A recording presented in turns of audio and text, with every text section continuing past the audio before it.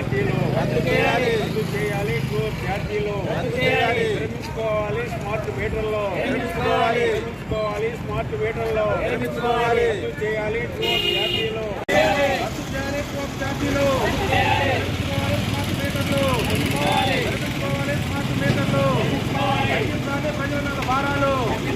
తగ్గించాలి. ప్రజల మీద భారాలు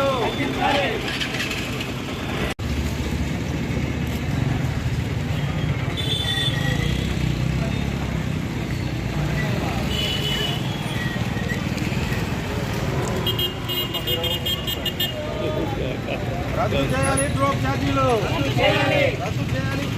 డ్రోప్ ఛార్జీలు నిర్మించుకోవాలి. స్మార్ట్ మీటర్లు స్మార్ట్ మీటర్లు రద్దు చేయాలి. డ్రోప్ ఛార్జీలు రద్దు చేయాలి. డ్రోప్ ఛార్జీలు తగ్గించాలి. ప్రజల మీద భారాలు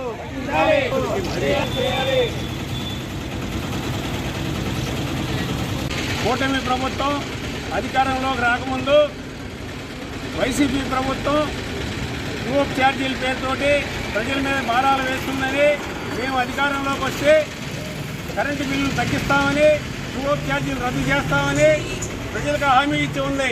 కానీ కూటమి ప్రభుత్వం అధికారంలోకి వచ్చినప్పటి నుండి 11,500 కోట్ల రూపాయలు ప్రజల మీద భారాలు వేస్తూ ఉంది.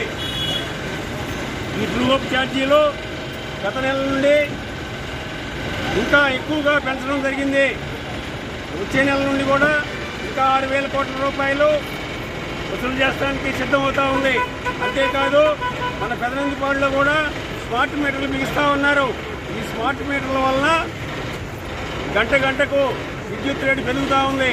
ఏ టైంలో కరెంటు ఆగిపోతుందో తెలియకుండా ఉంటుంది. సెల్ ఫోన్లో కనుక రీఛార్జ్ చేసుకుంటే ఏ విధంగా చేయాలో అదేవిధంగా కరెంటు బిల్లులు కూడా రీఛార్జ్ చేయాల్సి వస్తుంది. అందువలన ఈ స్మార్ట్ మీటర్లు పెట్టడానికి సిపిఎం పార్టీ వ్యతిరేకిస్తూ ఉంది. స్మార్ట్ మీటర్లను పెట్టడం విరమించుకోవాలని, డ్రోప్ ఛార్జీలు రద్దు చేయాలని డిమాండ్ చేస్తూ ఉన్నాం. గత ప్రభుత్వం వైసీపీ ప్రభుత్వం ప్రజల మీద సర్దుబాటు ఛార్జీలు, డ్రాప్ ఛార్జీల పేరుతో భారాలు వేస్తే కూటమి ప్రభుత్వం మేము అధికారంలోకి వస్తే సర్దుబాటు ఛార్జీలను వేయకుండా ఉంటాము. అదేవిధంగా స్మార్ట్ మీటర్లను కూడా పెట్టమని హామీ ఇచ్చి అధికారంలోకి వచ్చిన కూటమి ప్రభుత్వం దాదాపుగా 18,000 కోట్ల రూపాయల మేర డ్రోప్ ఛార్జీల పేరుతో ప్రజల మీద భారాలను మోపుతుంది. అదేవిధంగా గౌతమ్ అదాని అమెరికాలో కూడా కుంభకోణం చేసి కేసులు ఎదుర్కొంటున్న నేపథ్యంలో అతని స్మార్ట్ మీటర్లను పెట్టడానికి ఇక్కడ కూటమి ప్రభుత్వం అదేవిధంగా వైసీపీ ప్రభుత్వం కూడా సమర్థిస్తూ ప్రజల మీద భారాలు వేయడాన్ని సిపిఎం పార్టీ తీవ్రంగా వ్యతిరేకిస్తుంది.